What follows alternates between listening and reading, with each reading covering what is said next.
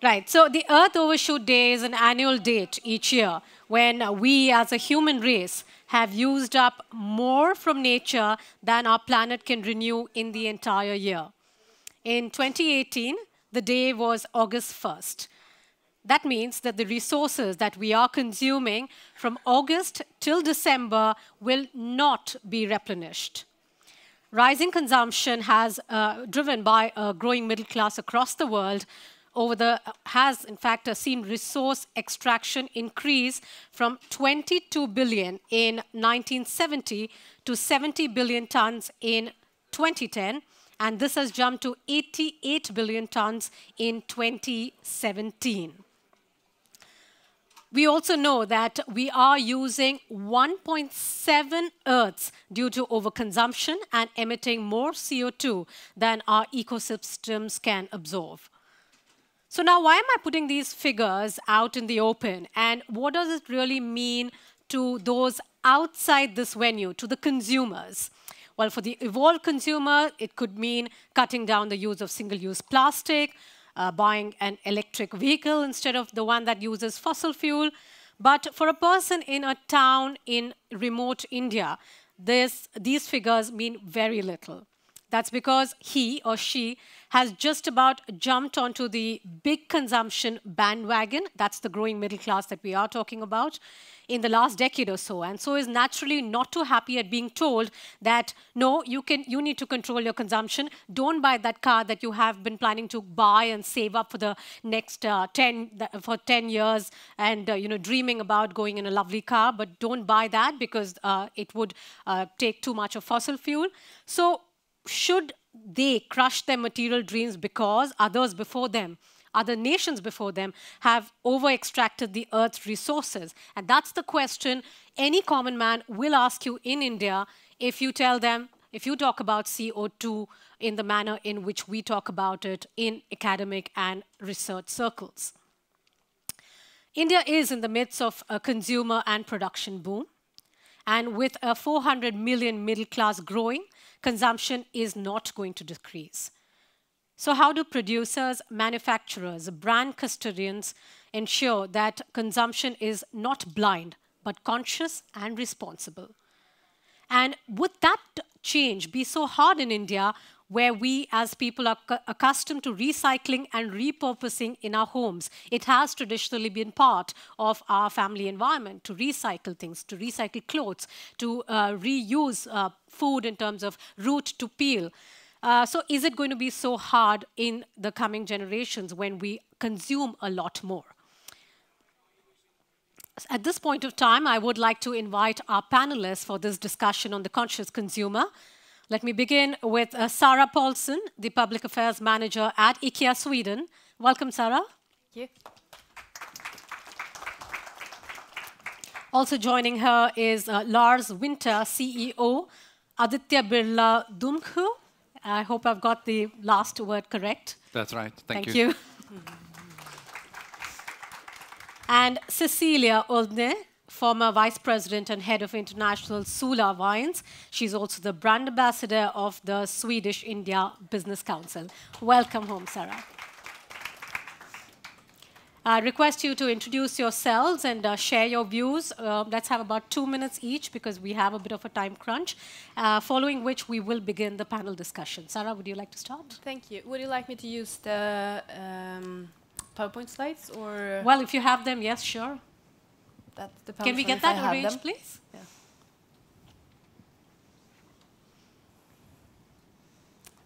Thank you. See if I get them here. Yes, just briefly then. The IKEA vision to create a better everyday life for the many people.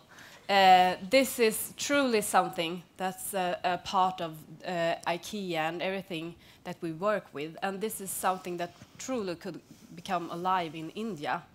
We have aim to reach 200 million Indians before 2020. And this is some pictures from our opening, our first store in Hyderabad in August. It was a fantastic day. All our 950 co-workers were inviting customers who had been queuing for hours to get into the stores. I think we can just go on. Just some short things about what we see from a customer perspective in India. We are really a knowledge company, and we have digged into the Indian customers. What do they need? What do they want? And we can see that the Indian customers are pretty much asking for the same things as the rest of customers in the world, and also really close connected to the IKEA concept. Life at home is really important. It's here you celebrate with the family, friends, and have all your parties. Indians love children. They love cooking. And small space living, of course, is something that with a huge need of. I also would just like to say some short words about democratic design, which is our design concept, which is really an important part of how to work with within sustainability. Democratic design is how we produce our products. We look into all 5 aspects: function, quality, form, sustainability, and it should be a low price that as many people as possible can afford. And all aspects are equally important in this. We see sustainability and low price at the same level as, for example, quality and function. And we also see that sustainability is not only within our own products and within our own what we do ourselves in our own work. It's also that we would like to inspire and enable our customers to live a sustainable life at home. So we have an objective to, by 2030, inspire and enable 1 billion people to live a better everyday life within the limits of the planet. And we are developing products for them to be able to do so. So that's just some short, quick words about what we are doing. Thanks, Sara. Lars, would you like to go next? Yes, I don't have any slides. We are a biorefinery which are producing several different products from sustainable forests. One of the products is dissolving grade pulp, which is used to produce viscose staple fibers. And viscose staple fibers is a textile that can replace cotton, but it also, as I see it, it can be an alternative also to polyester. Today, in textiles, around 25% is made out of cotton, and cotton has reached this limit. There's not much more cotton being produced. And then 65% comes out of polyester, and polyester is made out of fossil oil. And as mentioned before, we need to replace the dependency of fossil oil, and also this is one of the products that we can replace. The viscose staple fibers is made out of forest products, sustainable forests, and in such it's a way of supporting a sustainable future.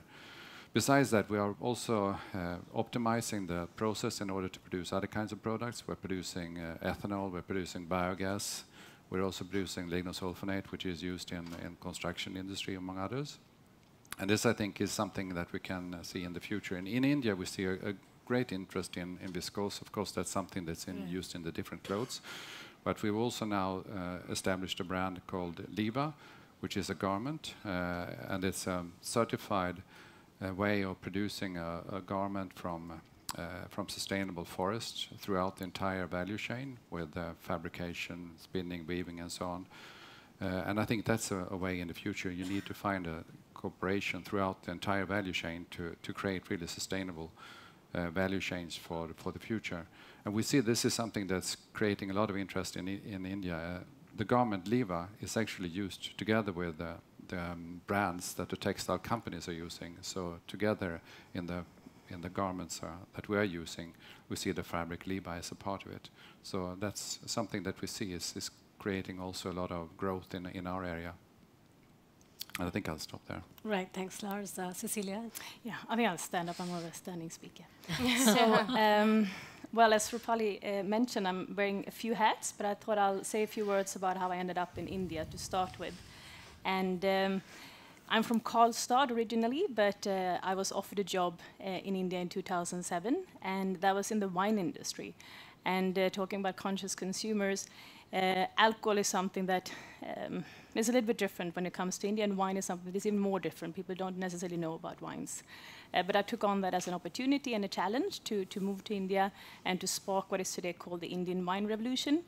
One thing that the company that I then joined, Sula, has done is taking responsibility when it comes to really educating the consumers. We have to do so because people don't really know about wines. So when we do that, we also do it in a very responsible way. We aim to be the most sustainable wine producer in the world. Last year, with everything that we did, we had 300,000 people visiting our vineyards, where we then educate people about everything what we do on the sustainable practices and so on. Apart from then being now the largest wine company in India with 70% market share, but to go back to though, again, India is so small. The consumption of wine still is only a teaspoon per capita as compared to 30 liters in Sweden. So there is just so much that we can do, but again, in a very responsible manner. So we bought a winery between Bangalore and Mysore about a year and a half ago, and maybe entered in a new market. We also looked into what is that we can do that also gives back to community. And we decided to support a social cause. In India, we have 70% of all the tigers in the world, and 14% comes from Karnataka, which is the region where we then bought this winery. So we come into a new market to educate not only about wines, but also about what can be done for tiger reservation in this region. So on that note, just a small, a few things to leave is that with the power comes responsibility, and that's something that I've personally been working a lot on when it comes to the wine industry, and I'm moving into other fields as well. Including them being the brand ambassador of Sweden-India Business Council. Right. Thanks. Well, great to have you all here. I'd like to start with a broad question to demystify the Indian market. From a business point of view, India is a highly complex market. You all have done deep research in India, and it is not linear, as the BJP spokesperson spoke about, the non-linearity, the complexities. It is said that if something holds true in India, the opposite also holds true. Now, what have been your challenges as well as sort of experiences when you got into the Indian market? Would you like to start? Yes, we don't, as working with customers, we only have a couple of months experience yet, but still though we have learned something and we have seen something on these months. It has been a fantastic 2 months we have been open in India. We can see that the IKEA concept is loved. There's nothing like IKEA in India, and the concept is really well understood. We have the first week we had 30,000 customers in the store, and what's really selling is cooking and mattresses, which is the most asked for products. We can also say a little bit about what you talked about before with the working with our suppliers and putting assemble the products. We can see that a lot of our customers also want to assemble the products by themselves. Okay. So it's both that and that they want to buy the service. Right. Lars, what has been the challenge introducing your materials into India, and how are you studying the market? Well, we are not. We are owned by Indian Group, so the Indian Group purchased us, acquired us in 2011. So the reason for that was that we were having a high-quality product that they were one of our customers at that time. So I can't really say that we've gone into India; they've come to us. Right, true. And it's an interesting experience, and of course it's a challenging experience also from that extent. But what we see now is that there is a growing interest, in particular regarding sustainability, and that the basis that we can supply with a good and high-quality raw material, as well as raw material that comes from sustainable forests, is something that is required throughout the entire chain. Right. There we are supporting the development of the use of the textiles in India, but I also think it's a global trend that we will see. Right. Cecilia, you've been in India for about 11 years now, over a decade. So sort of well entrenched, if I may say so, into at least Mumbai city for sure. What have been sort of your challenges and how do you see the change in India as far as, well, the wine market as well as the fashion industry? And do you see the consciousness growing as far as the consumer goes? I would say so. I mean, one thing that I could touch on is that when I first came to India, there wasn't that many women that consumed alcohol, and for various reasons. Not because it wasn't really accepted to drink alcohol, and also when it comes to women, they didn't necessarily have their own income, and they were not that many in the workforce. But now I see more women having a choice. They're more health conscious, so they choose wine before spirit, which it's good for my business, but it's also good for health. And then they also, because there are more women in the workforce, they could also choose their own drink, and it's more acceptable to be a woman and go out in a bar and order a glass of wine or a beer. Since it's also a little bit more sophisticated. So things that I've seen changing over the decade plus that I've been in India is definitely seeing more women. And that has added to a change. In terms of sustainability, people are more conscious about that too, which has also been good for our industry, and also the genuine interest in knowing more about what it is that we do on that aspect. I'm also an ambassador for Fashion Revolution, right. And that's also where we're trying for more transparency in the fashion industry, and also because of the digital era, has seen so much positive impact also in that field. So there are so much happening today. There's so much that we can do still, but it's a very, very positive time in India. Right. So where does the onus really lie? Does it lie with the consumer? Can it start with the consumer? Or does it lie with the producers and the manufacturers who have the influence, they have the brand influence, they have the money muscle, and they have the reach? And what really what is IKEA doing to reach out to the consumers, to educate them on responsible consumerism and sustainability? It's an interesting question.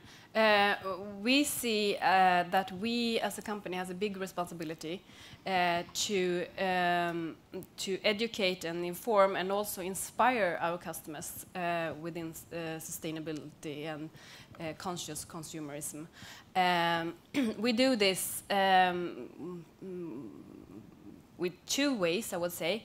One way is the democratic design way, which I spoke just a couple of words with before, that the customers always should be sure that all our products, that we have evaluated sustainability within as one of the aspects when we have developed it. Right. So we have always sourced with the sustainability in mind, and that also that we have produce the product in a sustainable way. But it's also what we also see is what you started to talk about it. When we are going in, then we are growing our business.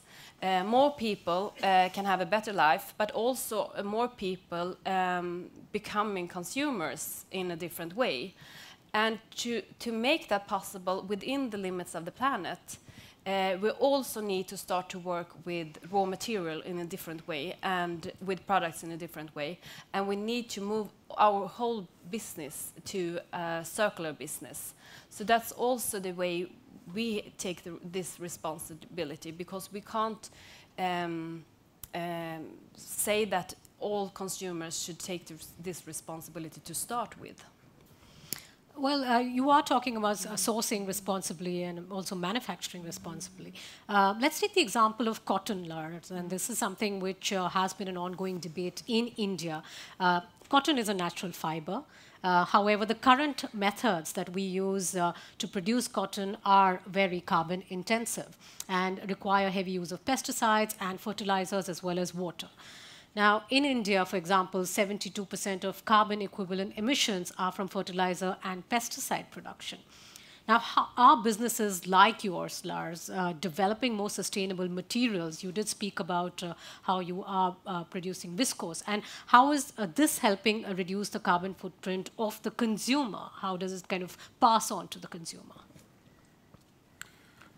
Oh, that's a very good question. I think Well, to start with, we need to go back to what you said. This overshoot day is really something that is, it's a concern. It's a really concern. We've been talking about that a lot of time, but we also need to start taking actions to find a way to solve the overconsumption that we have. I think that's what Sara is saying also, that we need to find a more circular way of consumption.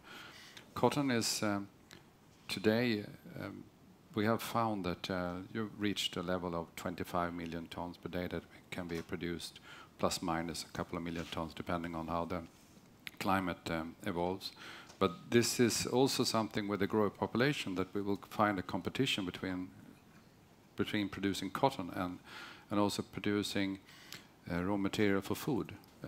We need also to produce for a growing population. We need to have food, and I think we need to eat less meat and more vegetables, as you do in India.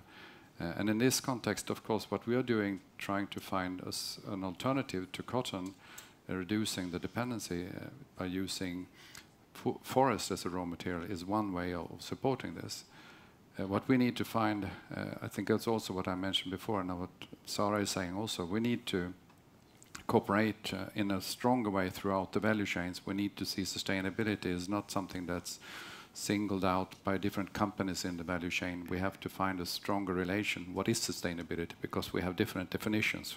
Is it right to use the certificate for saying this is sustainable or not?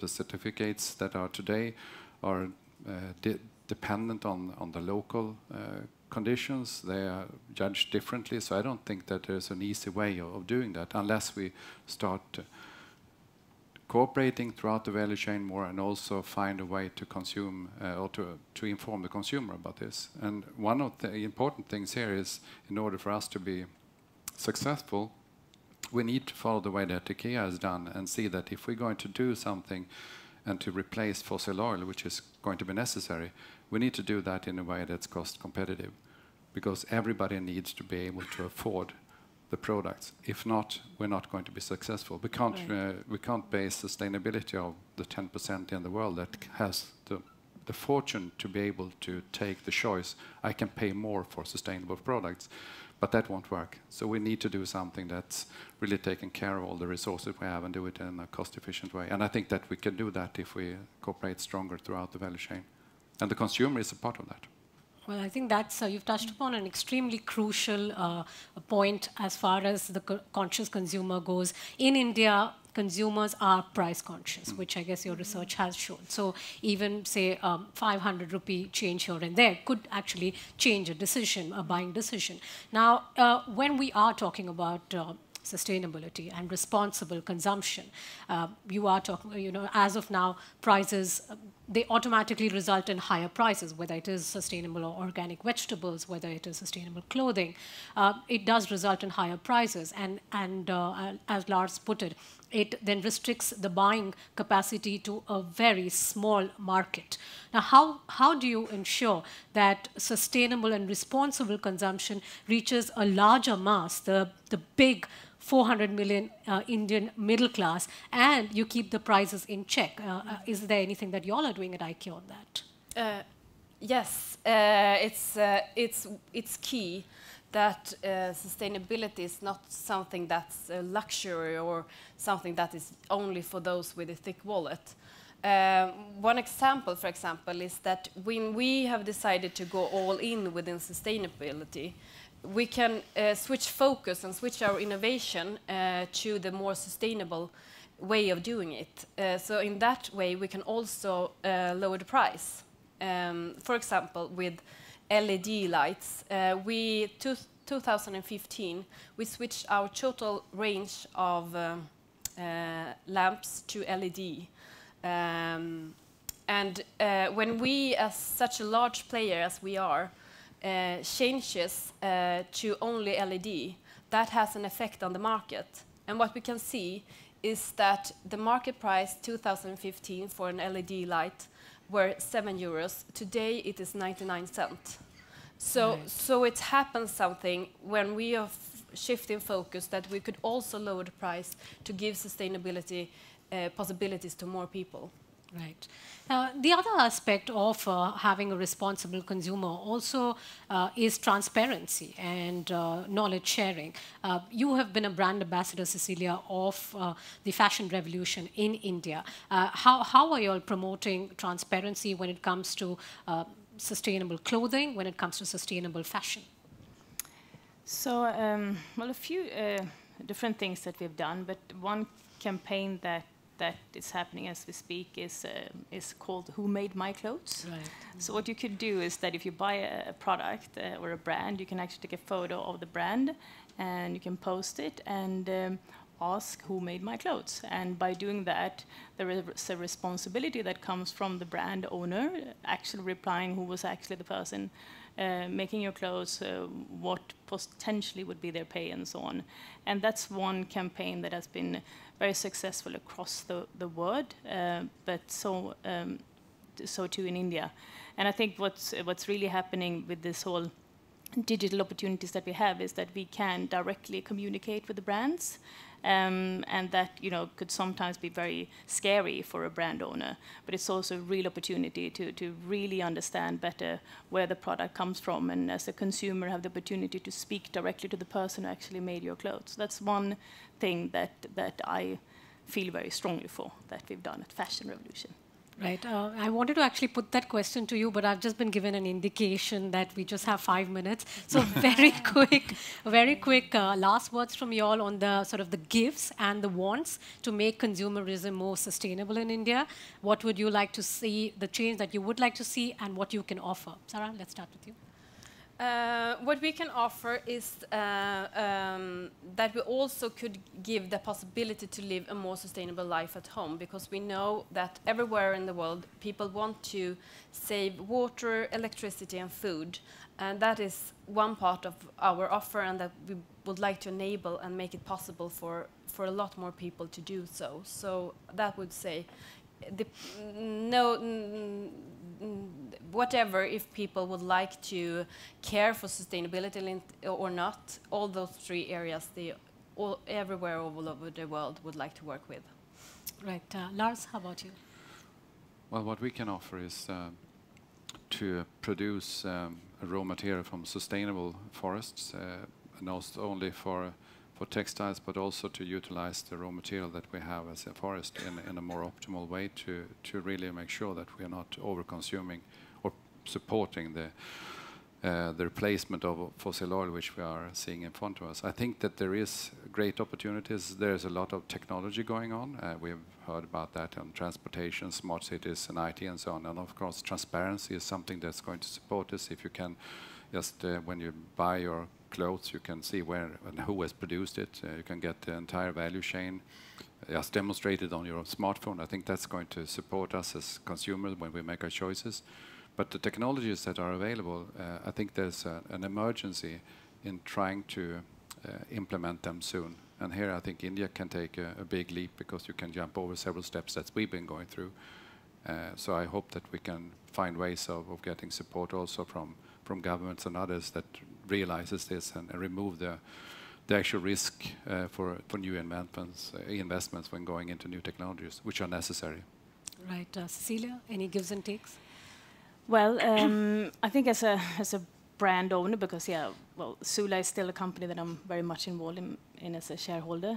There's so much we can do in terms of continue educating people about sustainable practices, about social causes, and not only necessarily about wine and the benefits of drinking wine. But we also, I think also for me, having been in India for 11 years, I've become an influencer myself. So I take great pride in speaking what sings to my heart, and continuing doing things that is good for the consumer itself. I also thought it'd be interesting to touch on something the government did, because I do believe that the governmental support is also very, very important. And one thing that happened in Maharashtra, which is the state where I live in, Mumbai, is that they banned the use of plastic bags. So nowhere in Maharashtra are you allowed to carry a plastic bag. You can't have it in the stores, etc. I think that's quite a tremendous thing for them to do, because that obviously indirectly educated all the consumers out there. So there is so much we can do as a brand owner, as an influencer, and with the governmental support, nothing better.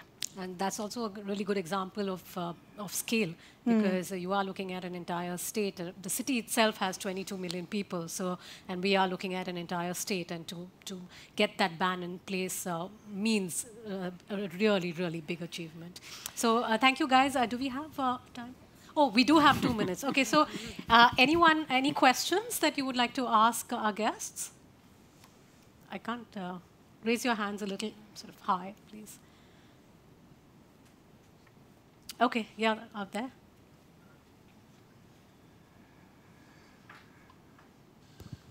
Thank you. This question is for Lars.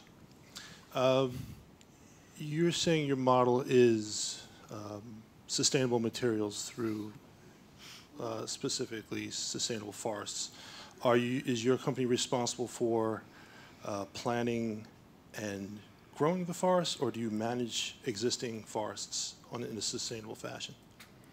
No, we have no forest of our own. We buy forest or wood from the forest owners in Sweden, the local forest owners mainly. But Sweden has one of the most rigorous laws regarding forestry, and we today have a growth in the Swedish forest. It's 30% higher than the harvesting, and we have never had so much forest in Sweden. And one of the questions I have asked the government also, if we want to really support biorefinery and the bioeconomy and use the raw material, we should also give opportunity to utilize a higher amount of the growth that we have in the forests. Right. Okay. Is it working? Yeah. It's on. Cecilia, I grew up in Nasik actually. Where do you get your water from? Because wine industry requires a hell of a lot of water, and Nasik has about 25 inches of rainfall a year. So we put a lot of efforts into rainwater harvesting, which is one of them. So during the monsoon, we get so much water. So not only do we ourselves harvest the water and reuse it at the winery, we also educate all the farmers and all the wineries around us how we can potentially be self-driven by the water that we get during the monsoon. Right.